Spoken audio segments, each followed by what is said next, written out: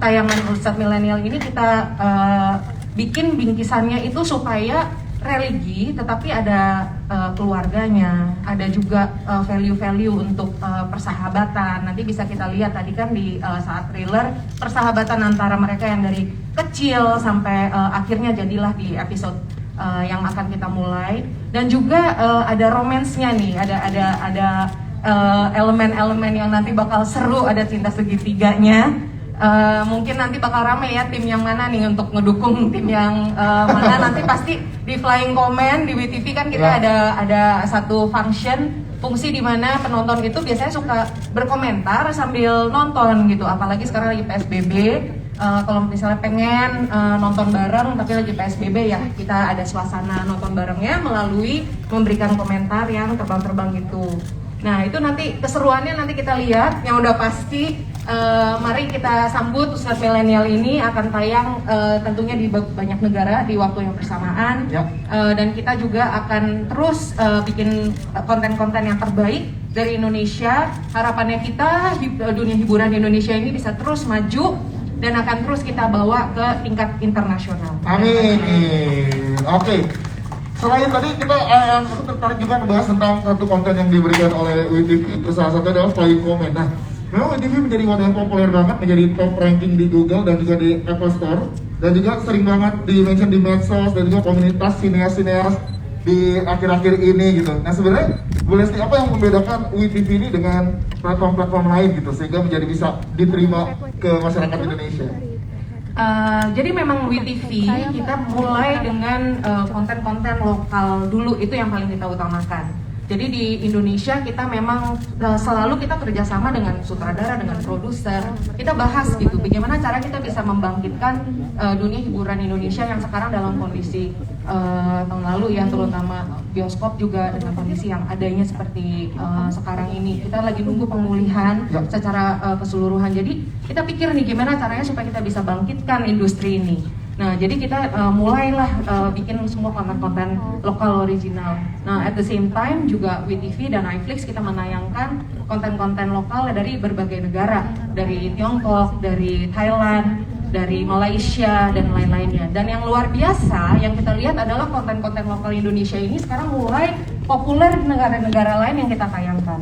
Nah, jadi kita benar-benar berharap, terutama melalui Ustadz Milenial ini, nanti kita harapkan bisa keluarlah bintang-bintang Indonesia yang akan harum namanya di luar negeri. Amin. Nah, juga untuk sekarang ini kita senang banget masyarakat Indonesia dari Sabang sampai Merauke sangat menerima WTV sebagai aplikasi. Mungkin kita yang termasuk salah satu yang baru, tapi kita akan maju terus. Dan harapannya kita industri perfilman dan series Indonesia ini bisa terus maju. Kita mari tolong didukung supaya jangan melalui bajakan nontonnya, melalui aplikasi yang memang punya rights untuk menayangkannya. Itu WTV dan iFlix. Siap, terima kasih. Boleh sih, terima kasih. Nanti kita akan ngobrol lagi, teman-teman media yang punya pertanyaan juga boleh nanti ditanyakan. Kita ke Mas Eko nih sebagai produser. Mas Eko, boleh diceritain nggak sih gimana proses awalnya kerjasama dan juga brainstorming untuk cerita WTV original Ustadz Milenial ini? Silakan. Assalamualaikum semua, terima kasih. Assalamualaikum teman-teman semua yang udah ada di sini. Saya Eko kebetulan di sini yang ada ide cerita ini sebetulnya udah lama sekali. Saya ketemu sama Ibu Leslie udah 2 tahun lalu ini. Tiba-tiba suatu hari tahun lalu, Mas kita bikin buat puasa. Oke. Karena konsepnya udah ada, terus saya juga punya satu kondisi di mana di masa pandemi kita sangat sulit ya pekerja film seperti saya, seperti teman-teman di sini sangat susah buat dapat seperti yang lain. Jadi alhamdulillah dengan adanya ini saya juga bisa ajak juga teman-teman yang lain untuk yuk kita kerja di ini. Saya cuma niatnya secara personal, saya pengen at least kita buat something ada yang bisa dibawa pulang buat puasa atau buat lebaran. Itu doang sebenarnya. Sesimpel itu sebenarnya. Di awal idenya ya Mas? Idenya gitu loh. Karena saya tahu pandemi susah sekali, banyak banget yang teman-teman satu profesi yang di rumah yang nggak ngapain, at least ini jadi satu momen yang saya bisa oke, yuk kita bikin samping yuk buat semua. Untungnya dan alhamdulillah saya juga untungnya saya bertemu dengan Irfan dan Nisa dari Jin yang punya visi yang sama dengan saya. Yuk kita bikin something yang bisa at least bisa ngasih sesuatu buat tontonan di bulan puasa ini dan lokal Indonesia. Yes, dan lokal Indonesia. Bahwa kita nggak boleh kalah secara kualitas kita dengan yang lain. Ya. Saya punya ego bahwa masa sih kita kalah sama yang lain. Ya. Masa Masa sih kita bisa tampil gambar sebagus yang di Netflix, kita nggak bisa. Ya. Ini saya bilang sama semua, kita harus bikin something yang beda. Look, semua visual, cerita semua kita pas beda, pendekatannya harus serius soalnya semuanya itu. Alhamdulillah saya cukup bangga dan hormat bisa sama-sama with TV buat bikin series TV original Nusantara ini. Ya. Saya cuma harapin semoga karena tayang di bulan puasa bisa jadi satu tontonan buat di bulan puasa. Dan saya juga bilang bahwa banyak yang bisa didapat dari series ini gitu loh. Jadi dan semua all the cast yang saya sama mereka udah sampai 3 bulan sama-sama. Ya. Saya senang bisa sama cast yang luar biasa ini, semuanya saling bantu. Semua tim yang nggak saya satu semuanya saya terima kasih sekali buat semuanya. Ini momen besar gitu Mas ya. Momen besar dan terutama saya ini yang paling saya happy adalah saya dibantu oleh Luna Maya, sahabat series itu. Yes. Nah, Lalu thank you ya, Nah. Saya juga dibantu oleh Hanung Bamantio. Maaf Hanung, saya nggak bisa karena dia ada kesibukan lain, tapi dia visual buat semua. Saya dibantu oleh Hanung dan Luna buat gimana bikin ini supaya bisa dilihat oleh penonton. Ya. Dan Luna di sana 5 hari, dia jadi guest director, didampingi oleh tentunya oleh Mas Hestu. Dan saya sih yakin sama dia punya bakat yang bagus, dan makanya kita semua happy dengan performa dia di sana selama ini. Dan yang paling terakhir yang mungkin yang saya harus lakukan adalah ada 2 tim di sini. Oke. Ya, itu namanya Rendra, 16 years old, teman-temannya Bimo, betul namanya. Dia adalah yang bikin audio soundtrack yang nyanyi oleh Yudi Salah. Kita bisa bersama. Oke. Itu Rendra, dan ini sahabat lama saya juga namanya Billy Simpson. Yes. Dia saya kasih kerja berapa? 4 hari ya. Bikinin gua lagu soundtrack buat ini, gua nggak mau tahu jadi 4 hari. Oke Mas. Alhamdulillah semuanya, makasih juga buat Joshua sama makasih buat dia bagus. Ya. Dan setelah pengorbanan yang panjang buat mulai Albani, buat nyanyi, saya Ban, please Ban, lu nyanyi gua Ban, bisa Mas, please nyanyi, pasti bisa. Nanti kita tanya tuh ke Bani itu nanti. Pasti bisa. Nanti ya. Tapi dia bilang, Mas, kalau saya auto pulang loh Mas. sama diriku juga. Awalnya saya juga minta tadinya pilih buat nyanyi, tapi karena waktu kita nggak masuk, sedangkan juga di bisa deadline. Kita buat season 2-nya kamu nyanyi ya, April ya. Nah, season 2 nyanyi. Jadi ditodongnya di press kan ya. Jadi semua saksinya sini. Jadi buat Lili, buat Hanggini, buat Umay, ya, sama India semuanya mereka semua jago nyanyi, jago main gitar semua. Umay apalagi kita yang kecil. Apa lagunya? Lagunya apa?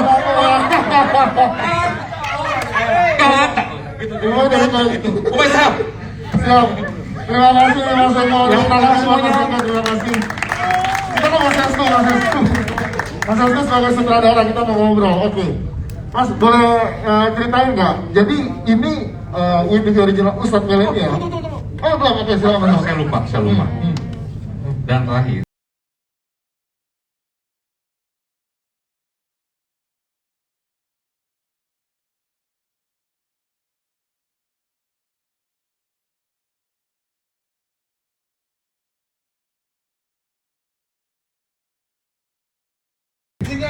Bridgingnya mantap banget Mas Eko, berarti bikin jadi beban aja jawabnya ya. Mas Restu, kita pengen tanya WTV original Ustadz Milenial ini ya, series di bulan Ramadan, tadi kita udah lihat trailernya, jadi ceritanya akan seperti apa sih Mas, tipis-tipis kasih ke teman-teman media lah. Dan konfliknya akan banyak di mana nanti Mas dari all cast yang hadir di sini, silakan. Ya kalau cerita secara verbal nggak bisa saya ceritakan kembali ya. Iya, betul. Cuman ini lebih ke apa ya, kesempatan aku untuk membuat cerita yang kompleks gitu. Kalau di film itu kan kita terbatas dengan durasi.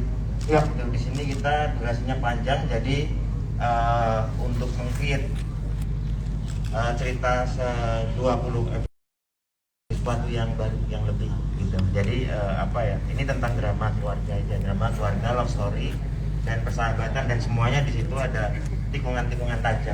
Yes, ingat tuh ya, tikungan-tikungan tajam itu tuh yang hati-hati gue bilang Mas. Tapi membangun chemistry di antara banyak cast, ini kan cast yang hadir di sini adalah nama-nama besar. Iya, Nah, termasuk yang nggak hadir di sini ada Bucut ini juga nggak hadir di sini, tapi itu adalah semua nama-nama besar. Nah itu gimana Mas pada saat di set untuk chemistry dari para pemain ini? Gimana mengatasinya? Silakan. Ya sebenarnya lucu ya, kalau pertama kali ketika dapat aktor-aktor kita kan udah pasti bagus gitu. Kekhawatiran utama memang di chemistry. Jadi ketika kumpul ternyata teman-teman ini yang pemain-pemain utamanya semuanya ternyata udah saling kenal. Itu betul. keuntungan tersendiri. Betul. Gitu. Udah saling kenal. Saling kenal. Penting, gitu, Oke, sering ada project bareng. Iya. Saya 2-3 hari lalu Preston ketemunya buka-buka ini aja lagi, Mas. Filmnya banyak-banyak banget mereka nih, luar biasa. Ya, jadi itu jadi satu keuntungan untuk membangun chemistry dan membuat cerita ini lebih kuat karena itu kan persahabatan juga. Yes, jadi ada persahabatan ya. Oke, jadi secara chemistry gampang pas. Terima kasih Mas Restu, nanti kita akan ngobrol lagi, mungkin ada pertanyaan dari teman-teman media. Kita ke Baluna Maya dulu. Baluna, ada Baluna Maya juga berapa? Selamat sore. Teman-teman cast. Yes. Ada apa lagi tadi? Ibu Lesti ya.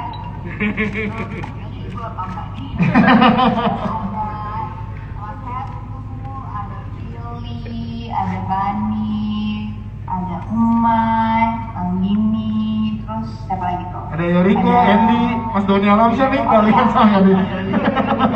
Semuanya dan semuanya teman-teman media yang udah hadir pada sore hari ini, terima kasih sekali. Maaf saya nggak bisa hadir, kebetulan ada tugas keluar Siap. kota, jadi kita zoom. Tapi yang penting teman-teman utama lah yang hadir di situ. Oke. Satu pertanyaan untuk Mbak Luna Maya sebagai guest director dan juga creative producer. Kenapa tertarik akhirnya untuk bergabung di project WTV Original Ustadz Milenial ini? Ini baru kali pertama berarti menjadi guest director ya Mbak Luna? Iya, guest director iya. Kalau ngedirect sih sebenarnya udah pernah. Ya. Pernah. Tapi kalau untuk serial atau series ini kebetulan yang pertama kali. Kalau ditanya kenapa ya pasti karena Mas Eko. Mas Eko kita udah berteman mungkin 20 tahun ya, dan rata-rata semua beberapa proyek saya, dari saya video klip, bikin film pendek, bikin apa tuh produsernya pasti Mas Eko sama Mbak Yanti, itu satu paket tuh berdua. Karena udah tahu ritme kerjanya, dan saya percaya Mas Eko tuh juga punya taste yang bagus, punya visi dan misi yang bagus juga. Jadi saya bilang oke, yuk ketemu deh. Nggak usah pikir-pikir lagi, langsung aja kata Mas Eko. Terus pas ketemu kan ya udahlah langsung aja deh Mas, aku nggak pernah loh ini series, karena kan agak bukan bisa dibilang ribet ya, agak sedikit teknisnya pasti akan bukan ribet ya namanya ya. Beda karena treatment ya. ada Mas Hestu, ya karena ada Mas Hestu kan yang ngedirect dari awal sampai akhir, terus tiba-tiba ada saya di tengah, ada Mas Hanung juga gitu.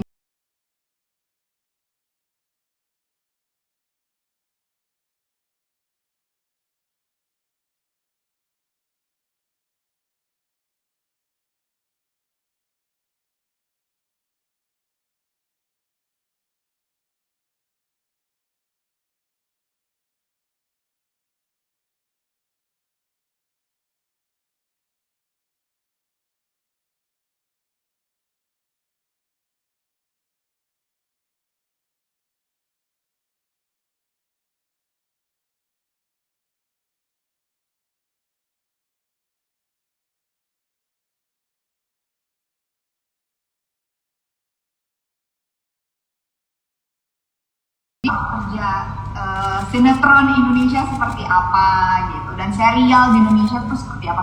Awalnya aku tuh berpikir, Mas kita harus bikin yang ini, oh tenang ini beda dari itu gitu, maksudnya dari kerjanya, dari DOP-nya, dari semuanya kita bikin serius, dari bahkan skripnya kita udah ngelok 20 episode dan pas dibaca juga benar-benar menarik sekali, dan aku pikir ya ini saatnya Indonesia benar-benar mengupgrade kita punya kualitas karena kita mampu sekali. Jadi mau Thailand, mau Korea, mau apapun, you guys better watch out. Benar-benar harus sama-sama sukseskan. Kalau demand-nya tinggi, yang nonton banyak, pastikan kita akan produce lebih banyak series yang berkualitas. So, dibutuh dukungannya. Jadi jangan lupa tanggal 12 April untuk nonton Ustadz Milenial di WeTV Indonesia. Lalu teman-teman, thank you. Nanti mungkin ada pertanyaan dari teman-teman media lagi yang akan saya tanyakan ke Mbak Luna. Thank you. Kalau gitu kita ke para pemain cast yang udah hadir di sini. Pertama mungkin ke Argani dulu, Bani. Boleh kita ngobrol-ngobrol, boleh jelasin di sini peran kamu seperti apa? Gitar kasih gitar. Nyanyi. Nggak nyanyi ya. Lo udah pulang gua. Udah pulang. Minus one Umay udah gue siapin minus one. Oke, Bani, kita ngobrol sama Bani. Ban, boleh jelasin karakter lo di sini seperti apa dan konflik yang akan dihadirkan ke masyarakat Indonesia itu kayak gimana, Bang? Silakan. Ya, jadi karakter Ahmad ini dia lulusan pesantren Gontor dan dia sayang sama keluarganya. Dia juga punya cita-cita untuk jadi ustadz, berdakwah. Dia suka berdakwah. Ya. Cuman konfliknya itu ketika dia pulang ke rumah, memang ada suatu permasalahan yang memang nggak bisa disebutkan karena nanti takutnya spoiler. Betul. Iya. Buat apa? Buat apa gitu? Ya, jadi muncullah satu masalah di mana cita-citanya jadi sedikit terhalang. Nah, disitulah konfliknya. Di situ konfliknya, ditambah nanti ada konflik persahabatan antara Ahmad dengan Ibrahim dan juga Timbo. Belum lagi kisah percintaannya antara Ahmad, Kia dan juga Susan. Pusing kayak jadi Ahmad di sini ya. Ya begitulah. Begitulah ya, itulah intinya. Bang, tapi ini peran yang kalau bilang namanya original Ustadz Milenial. Saat menerima ditawarin peran ini, lo ada merasa beban gak sih? Karena dari judul kan lumayan berat nih membeban nama atau label di depannya gitu ada Ustadz Milenial. Itu gimana Bang pada saat terima peran ini? Jujur iya. Iya awalnya ya. Karena ada beberapa adegan juga yang gua berdakwah di adegan, tiba-tiba melantunkan ayat dan artinya. Nah, ya. Belum lagi untuk bagian romansnya juga harus ngejagain karakter Ahmadnya. Yes, betul, gitu. betul. Iya, itu sih. Gitu, jadi itu yang paling sulit dijaga ya.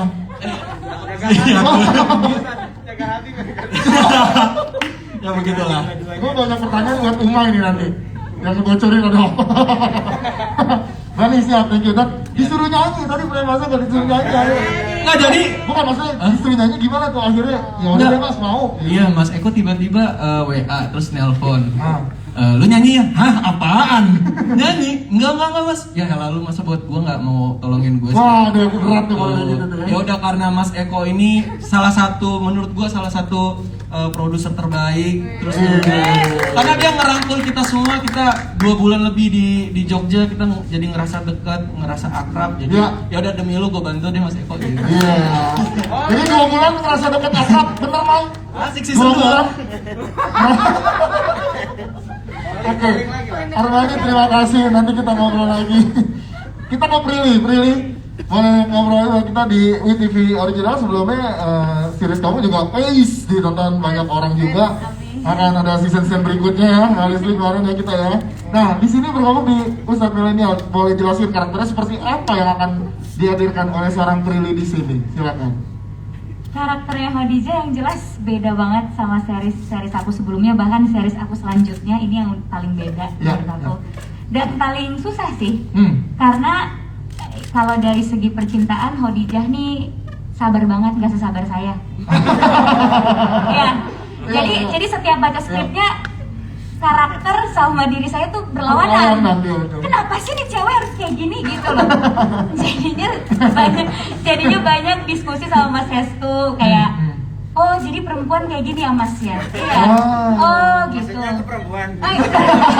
Soalnya kayak oh jadi perempuan yang religius dan di Al-Quran tuh kayak gini ya Mas. Kan masih cetek ya pengetahuan agamanya gitu. Jadi banyak belajar juga dari series ini tuh, banyak banget pelajarannya karena baca skripnya tuh sama aja kayak kita baca pengetahuan baru gitu. Oh gini caranya berbisnis syariah. Oh gini caranya mencintai orang dengan cara seperti ini gitu ya. Jadi aku juga banyak belajar dan akhirnya kayak oh lebih mengerti lagi lah arti kata cinta dalam diam. Lebih mengerti arti kata cinta dalam diam. Prilly 2021. Ya tapi balik lagi dia tuh walaupun kelihatannya di trailer kayak sad girl banget gitu tapi sebenarnya ada sisi Khadijah di mana dia itu sebenarnya perempuan yang kuat. Gitu. Nah, ditunjukin di episode berapa? Tonton nanti. Iya, jadi kompleks banget lah karakternya, perempuan yang kuat, tapi satu sisi juga tetap terlihat lemah karena dia orang yang nggak bisa menahan emosinya. Kayak kalau sedih pasti kelihatan sedih, kalau suka pasti kelihatan suka.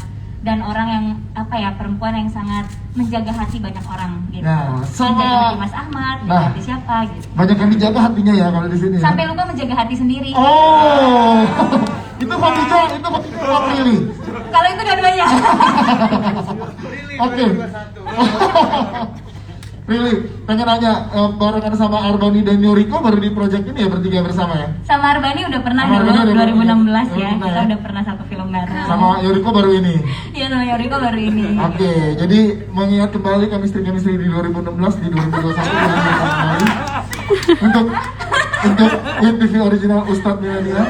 Oh iya ya? Mengingat dulu kita 2016 gimana? Pernah dekat. Sebagai pemain. Nah, aku sama Arbani itu ulang tahunnya sama. Oh, jadi kita itu cara bangun chemistry-nya kayak kita banget ya Ban. Lebih gampang. Sesama Libra gitu. Jadinya gampang banget. Terus kalau misalnya adegan adalah satu adegan gitu, terus pasti kita kayak sumpah ini Libra banget, ini kita banget gitu.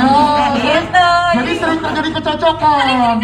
Ini Ahmad kayak gue deh Ban gitu. Dia bilang Ahmad nih Libra deh. Iya, Ahmad nih Libra nih. Terjebak pada dua pilihan terus gitu.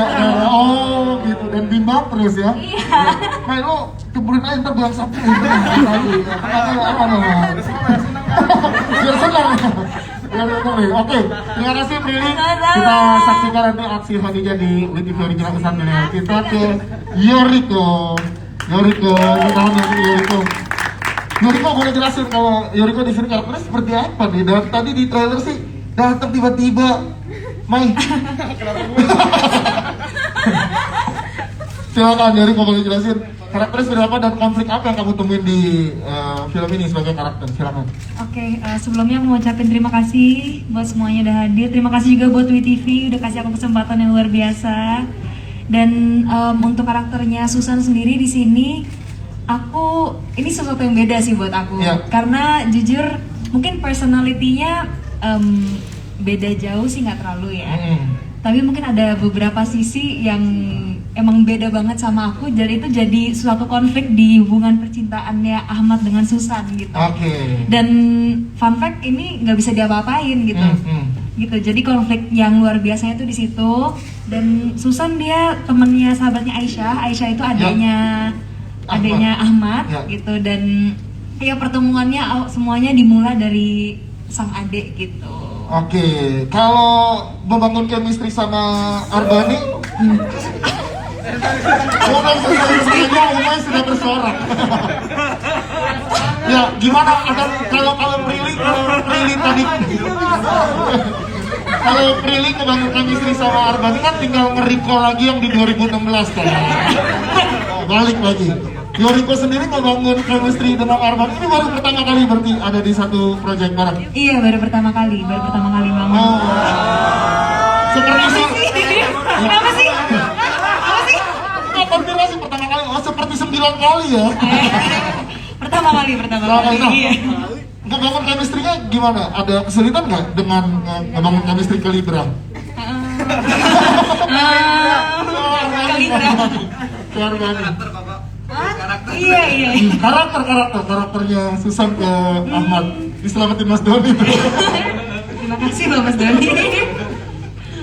Jadi ngebangun chemistry sama Mas Bani sih lebih yang kayak banyak sharing. Iya Mas Bani. Oh. Enggak, soalnya pertama aku manggilnya kan Mas Ahmad, terus karena dia lebih tua. Oh, terbawa apa sekarang? Jarak umurnya jauh banget. Ya, aku juga manggil Umay Mas Umay kok. Jadi aku manggilnya Mas Bani Oh, gitu. kadang kita kalau terlalu dalam mendalami karakter terbawa kan karakter Umay. Gitu. Salah nih, yang salah ngomong deh. Jadi, Sama Arbani. Ya, nggak Sama susah ya, Arbani. nggak susah ya? Nggak susah sih alhamdulillah karena dianya juga apa ya, enak diajak sharing. Terus dia kan harus membangun chemistry, harus tahu satu sama lain. Setuju. Gitu kan. Setuju. Gitu. Oke, terima kasih Yoriko. Tepuk tangan dong untuk Yoriko.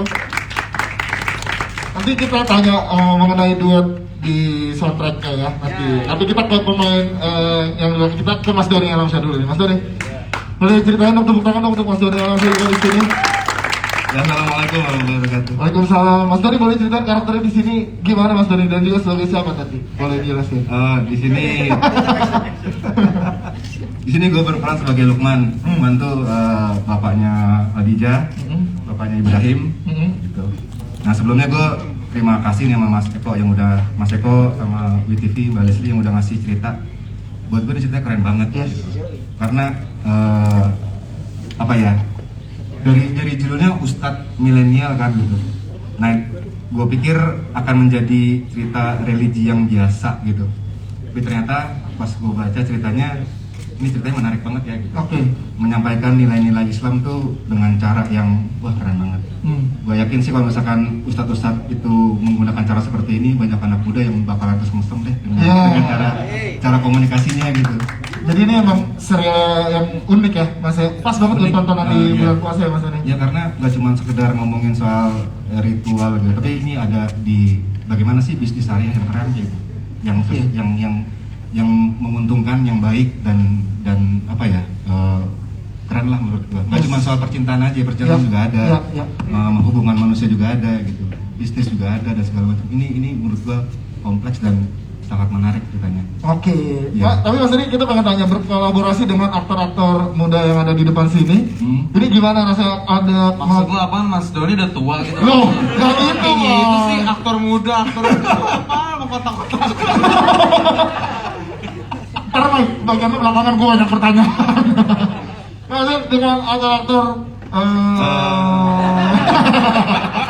Lu sih Mai, jadi susah keluar. Lu sih Mai. Nah, kan Mas Doni lebih duluan ada di industri ini. Lebih dulu lahir.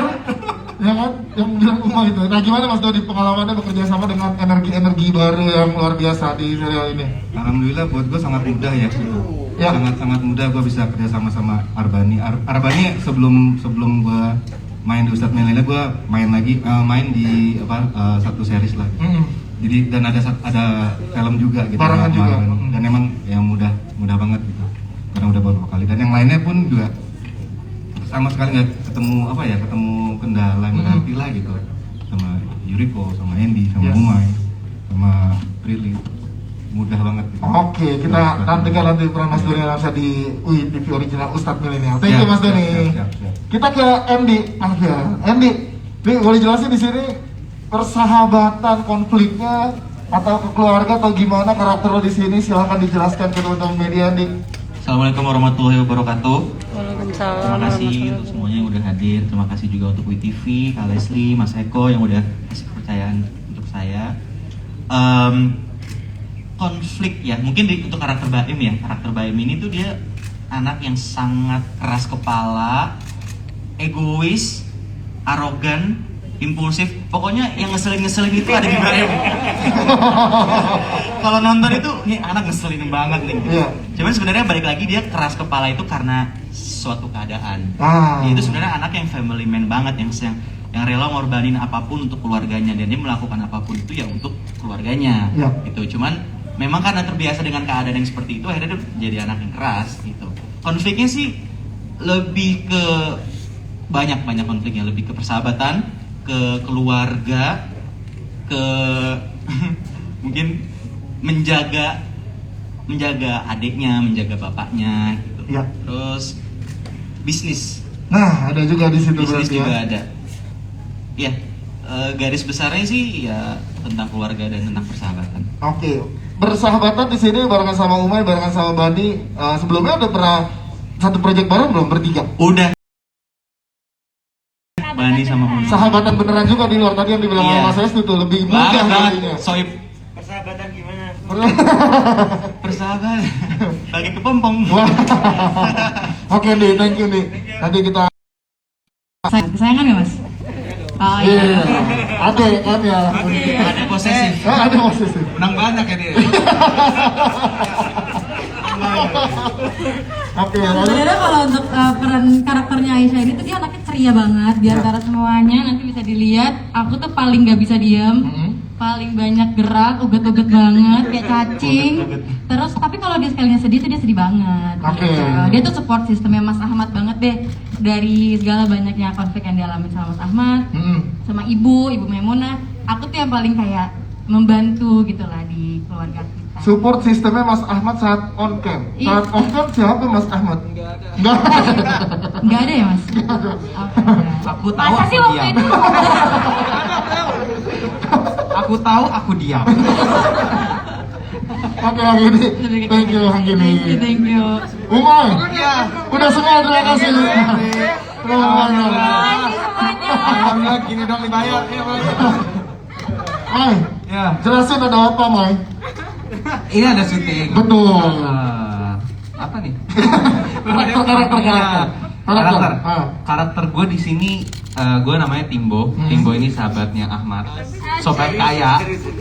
Kayak Gue sobatnya kayak beneran nggak? Siska Kol. Kayak beneran. Aku mau nonton series ada di WTV. Iya. Masuk kan? Oke. Aku bawa ratusan juta. Iya, kalau lagi lahir. Iya. Jadi karakter gue sih sebenarnya sahabat Ahmad yang udah lama nggak tinggal di Jogja, terus kembali lagi dan kembali ngerusuh lagi bikin masalah. Masalahnya mau tahu apa? Nonton aja di WTV dan iFlix. Iya, betul. Mai, cerita-cerita kita dong ke teman-teman media di sini. Apa keseruan-keseruan di saat syuting, Mai? Wah, banyak banget. Gue menyaksikan banyak hal pas syuting. Ayo, kalian mau gue ceritain nggak sih? Wah, kan hampir berapa bulan saya sudah di sana bareng? 3 ya? Hampir 3 bulan. Nah, Iya. hampir 3 bulan apa pengalaman serunya di sana, Mai? Kalau gue sih sebenarnya senangnya syuting ini karena secara judul ya Ustadz Milenial yang tadi lu bilang berat kan gitu loh. Yes. Apalagi di akhir-akhir ini judul-judul atau cerita-cerita kayak gini tuh cukup berat untuk dibicarakan di masyarakat sebenarnya kan. Tapi kita hadir dengan konsep yang sangat amat muda dan fresh sih. Jadi emang saat syuting pun juga sangat menyenangkan banget buat gue sih. Itu tuh yang Jogja rumah sih enak banget. Enak banget, makanya juga teman-teman yang di sini dengan keluarga, makanya sebegitu. Keluarga pun juga gue ngelihat chemistry-nya Ahmad sama Susan tuh dapat banget, gue kayak ih gila seru banget. Ya itu berarti menunjukkan. Jadi sama gue nggak dapet gitu maksudnya. Ayo. Cuma kan harus diiniin dong gimana sih? Soalnya nggak jadi kan. Terus lanjut. Berarti itu kan menunjukkan keberhasilan satu aktor memerankan karakternya. Betul, believable banget buat gue yang nonton. Betul. Lu pada saat ikutan di project ini kan berkali-kali barengan sama Arbani, barengan terus project bareng terus. Duet dahsyat ini akan selalu. Enggak, kita emang sepaket. Sepaket. Iya. Jadi calling Arbani dapat Umay. Soalnya gue juga lagi nggak ada kerjaan. Demi. Ya gimana, Mas? Ada bareng project lagi, barengan sama Arbani lagi. Iya, Pak, gue seneng di calling mah. Sama siapa aja pun juga syuting di sini. Gue bareng sama Prilly lagi, sama JH lagi, sama Andy, sama Yoriko baru pertama, terus juga sama ketemu Pak Doni, ketemu Ibu Cut, ketemu Mas Hestu. Banyak ketemu orang-orang baru juga dan orang-orang lama juga. Jadi seneng banget sih gue di sini. Oke, Umay, tepuk tangan dong buat Umay. Tadi dari singgung juga sama itu para guys, kita juga tadi dari singgung juga sama Mas Eko kalau ada soundtrack yang dinyanyikan oleh Arbani dan juga Yoriko. Nah, ya di depan kita juga sudah hadir ada ini penciptanya, ada pencipta lagunya, orang lagunya ada Billy Simpson dan juga ada Jessica Elisa. Terus produksi juga ada Billy Simpson dan juga ada arrangernya ada Billy Simpson dan juga ada Yosua Rantanya. Kita pengen tahu sedikit prosesnya. Tadi Mas Eko bilang 4 hari banget diminta untuk soundtrack ini, silakan Bill. Pertama-tama senang banget diajak Mas Eko lagi. Soalnya gue kenal Mas Eko tuh dulu abis menang The Voice kan, perdana single gue beliau yang bikin video klipnya. Dan one day out of the blue dia telepon, Bill, gue perlu soundtrack seminggu jadi. Seminggu, jadi nada sama liriknya doang ya Mas, seminggu? Enggak, sampai mixing mastering. Hah? Sampai mixing mastering? Terus Mas Hanung telepon gue, harus ada orkestranya, harus ada choirnya. Hah? Apaan itu? Tapi namanya takdir itu memang berbeda ya. Jadi tahu-tahu kita coba workshop, lagunya 2 hari jadi. Musiknya 2 hari jadi. Jadi total deadline yang dikasih 1 minggu itu selesai dalam 4 hari. Langsung udah gitu kita ketemu sama Arbani sama Yoriko untuk recording. Nah ini yang menarik. Yang menarik gimana? Ini kan duet. Duet itu pertama-tama gue mesti tahu bayangan suara mereka, range mereka semua gue nggak tahu. Gue nggak pernah dengar mereka sampai gue kepoin Instagramnya Yoriko baru gue dengar suara dia. Dia kayak di Instagram Arbani nggak ada suaranya. Jadi gue jadi gue cuma bisa ngebayang-bayangin doang gitu. Yang amazing adalah mereka berdua. Sorry, Bill jelasin sambil di sini Bill. Oh gitu. Iya. Ya ampun. Jadi mereka lagi di belakang. Di sebelah sini. Ya. Jadi mereka berdua sama sekali tidak melakukan rehearsal sama sekali. Masuk ke studio dan hasilnya luar biasa sekali. Chemistry-nya dapat ya? Dapat ya. Chemistry-nya dapat banget ya? Chemistry itu kan harus diusahakan. Ini kok langsung ada gitu. Pertanyaannya waktu pas rekaman. Pertanyaannya Dia pertanyaan saya itu waktu pas rekaman datangnya sendiri-sendiri apa bareng gitu?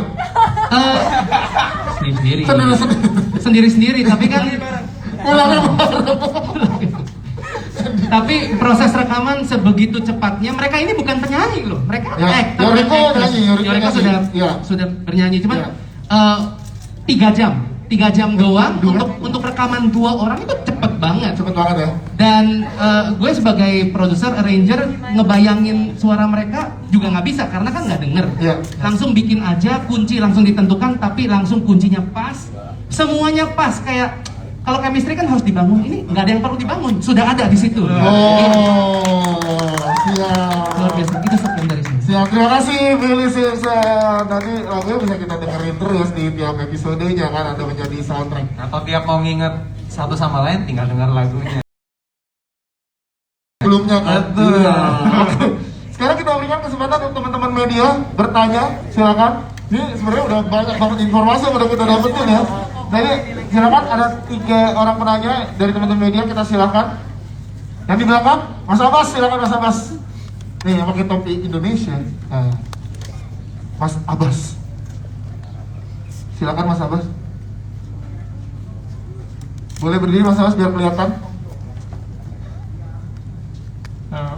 Mau nanya buat Yoriko, kan ini kalau nggak salah ada di trailer perannya sebagai gadis non muslim itu seperti apa? Maksudnya ada kesulitan nggak atau ada pertentangan gitu? Observasinya ya. Buat Prilly kan pakai hijab ini nggak tahu pertama atau yang keberapa, mungkin ada sama Anggini pakai hijab itu gimana gitu? Oke, siap. Terima kasih Abbas. Yoriko dulu deh, silakan Yoriko di sini memerankan karakter yang tadi dijelaskan. Silakan. Iya betul.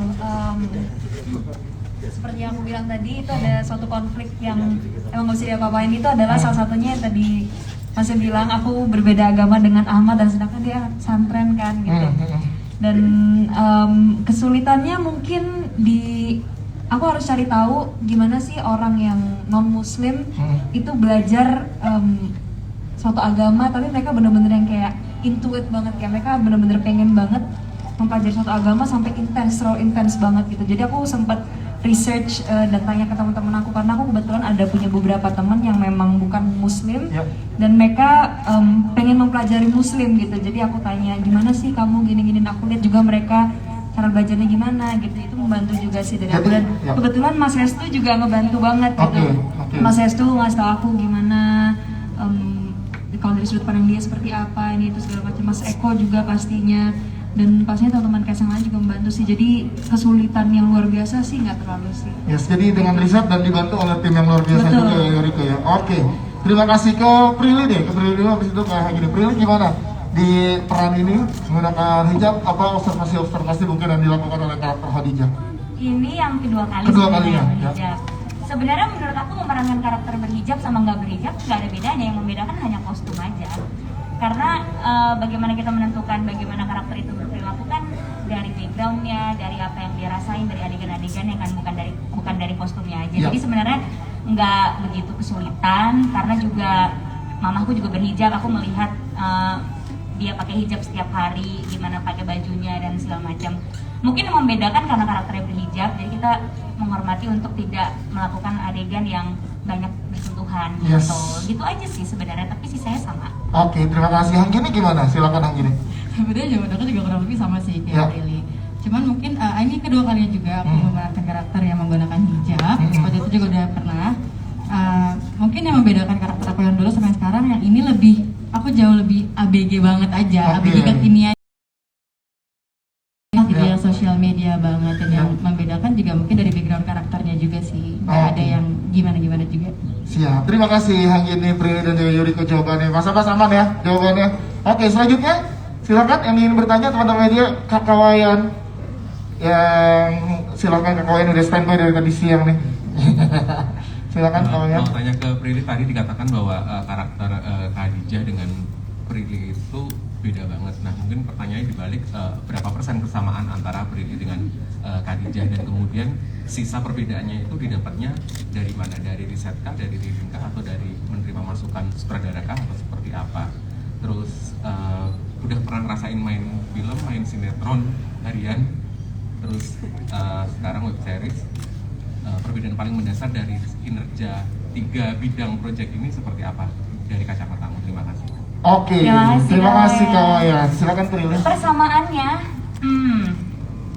kayaknya hanya persamaannya dari perilaku sehari-hari, dari cara berpikir, dari bagaimana dia cara mencintai orang, cara berkeluarga, palingan cuma 20%.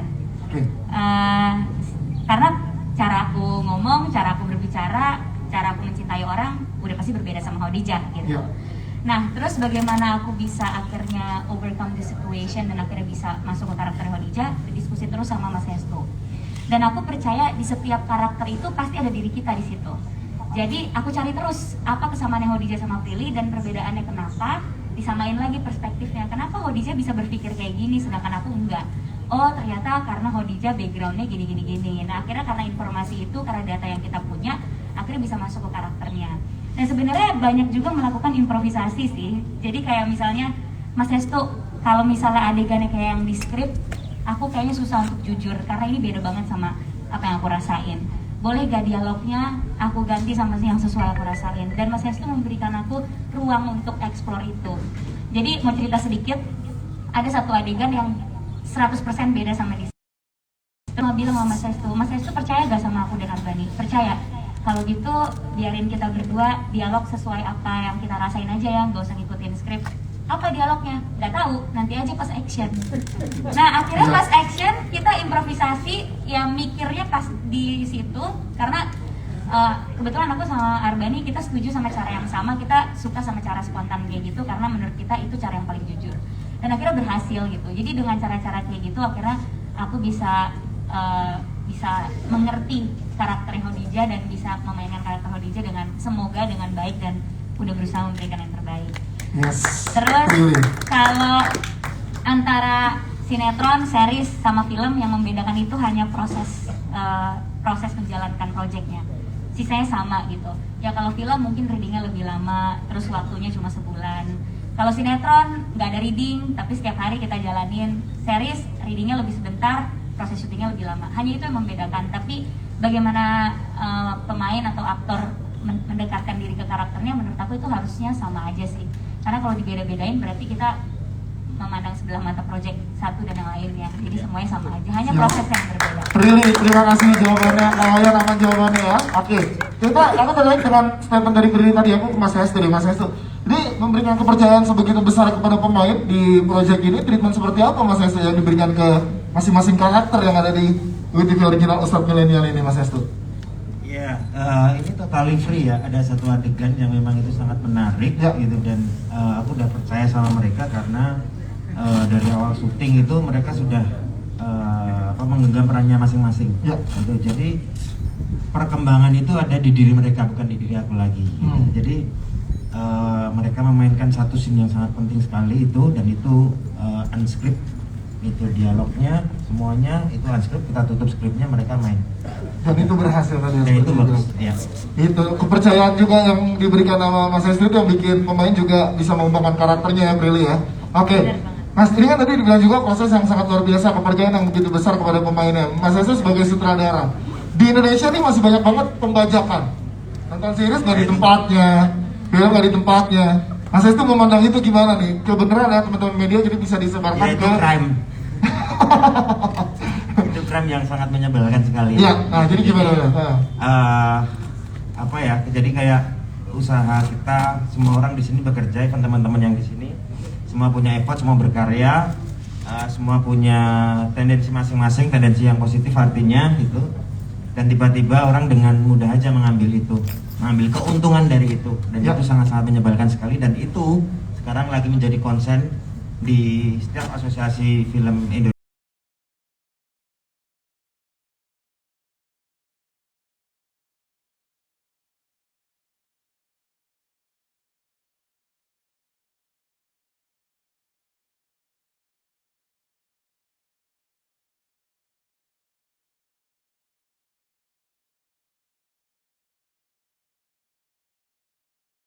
Dan media informasi kalau music video dari original soundtrack WTV original Ustadz Milenial sudah rilis dan tayang di YouTube WTV Indonesia, dan juga tentunya di akun Instagram @WTV Indonesia, @iflix.id dan @ustadz_milenial. Nih, kita sama-sama coba nengok ke belakang sedikit, kita lihat nih cuplikannya.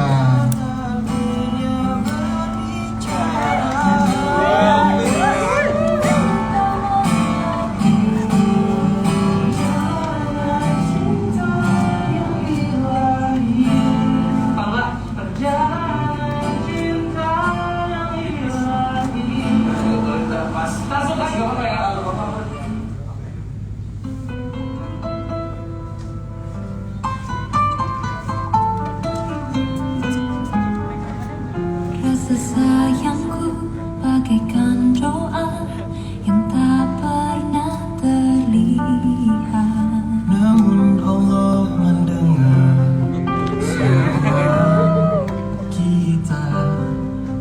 Pengorbananku bagai bayangan yang sering terlewati, Namun jangan ragukan cintanya.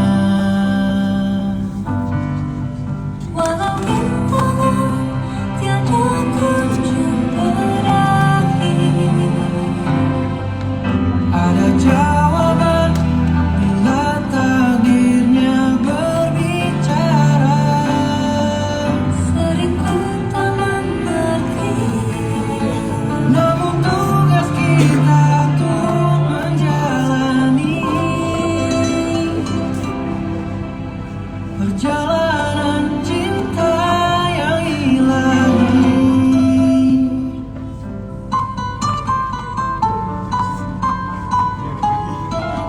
pengorbananku bagai bayangan yang sering terlewati. Namun jangan ragukan cintanya. Walau rintangan tiada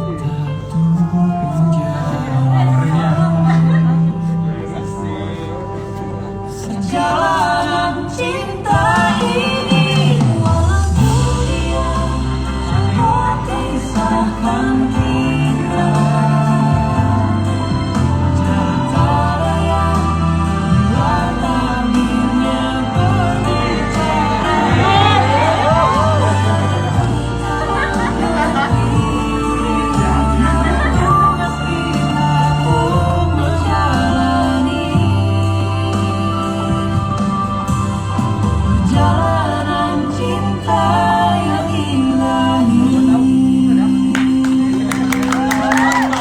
Yes, itu dia. Oh, luar biasa, ini bisa disaksikan ya di YouTube channelnya.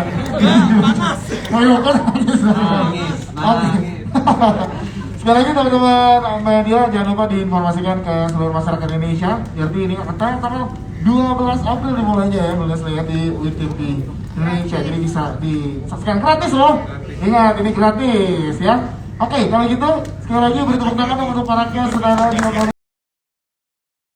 Nah, hari ini kita akan mengambil foto bersama. Jadi boleh kami persilakan untuk berdiri dan boleh dibantu dibantu geser untuk kursinya. Teman-teman media boleh tetap agak munduran sedikit dan juga tetap menjaga jarak. Live-nya di-save nggak? Apa ya? Live-nya di-save nggak? Siap. Nggak tahu deh. Nggak tahu. Posisinya seperti tadi yang di Di-save depan. nggak, Kak? Di-save nggak? Nanti didampingi oleh kedua kalian, ada Ardwani, terus ada Mas Eko.